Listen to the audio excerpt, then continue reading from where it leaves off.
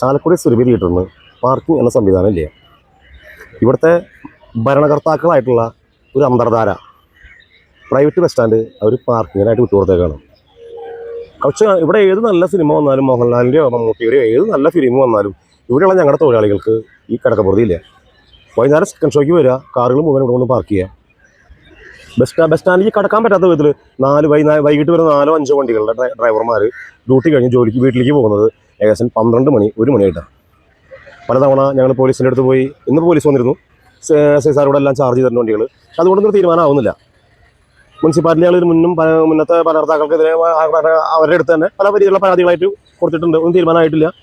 ഇനി ഞങ്ങൾ ചെയ്യാൻ പോകുന്നത് ഇത് ഇന്ന് തുടരുകയാണെങ്കിൽ ഇവിടെ വരുന്ന പാർക്ക് ചെയ്യുന്ന കാറുകൾ ഞങ്ങൾ ബസ്സിട്ട് ബ്ലോക്ക് ചെയ്യുന്നത്.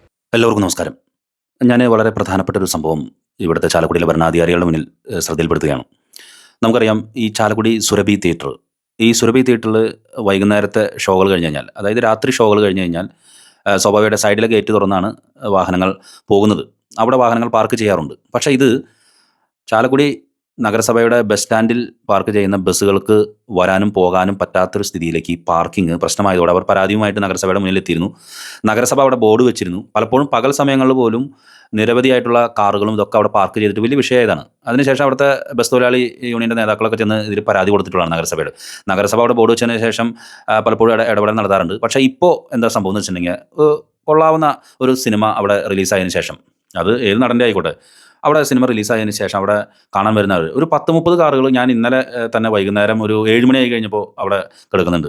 ഈ ഫസ്റ്റ് ഷോ ഒക്കെ കഴിഞ്ഞ് വരുന്ന സമയത്ത് ആ സമയത്ത് അതായത് ഈ വാഹനങ്ങൾ മുഴുവൻ പാർക്ക് ചെയ്ത് പോയി കഴിഞ്ഞിട്ടുണ്ടെങ്കിൽ വൈകുന്നേരം രാത്രി സമയങ്ങൾ വരുന്ന ബസ്സുകൾക്ക് അതിലൂടെ കയറാൻ പറ്റാത്ത ഒരു സ്ഥിതിവിശേഷമാണ്. അതീവ ദുസ്സഹമാണ് സ്റ്റാൻഡിലേക്ക് പിന്നെ ബസ്സുകൾക്ക് കയറാനും പോകാനും പറ്റാത്ത സ്ഥിതി.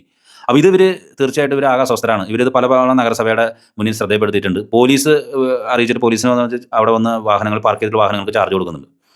പക്ഷേ ഇന്നലെ ഇവർക്ക് ബസ്സുകൾ കടത്തി പോകാൻ പറ്റാത്തൊരു സ്ഥിതി വന്നു. അപ്പോൾ അവർ ഇന്നും അതുപോലെ തന്നെ തുടരുകയാണെങ്കിൽ അവരെ ഇടപെടും എന്നാണ് പറഞ്ഞിട്ടുള്ളത്. അവരുടെ ബസ് തൊഴിലാളി യൂണിയൻ്റെ, ബസ് ഓണേഴ്സ് യൂണിയൻ്റെ ഒക്കെ ഭാരവാഹികൾ വളരെ കടുത്ത തീരുമാനത്തിലേക്ക് പോകുന്നതാണ് പറഞ്ഞത്. ഇനിയും ഇതിങ്ങനെ തുടർന്ന് പോവുകയാണെങ്കിൽ, സത്യം പറഞ്ഞു കഴിഞ്ഞിട്ടുണ്ടെങ്കിൽ പാർക്ക് ചെയ്യുന്നതിനോട് ഈ ബസ് ഓണേഴ്സിന് എതിർപ്പില്ല.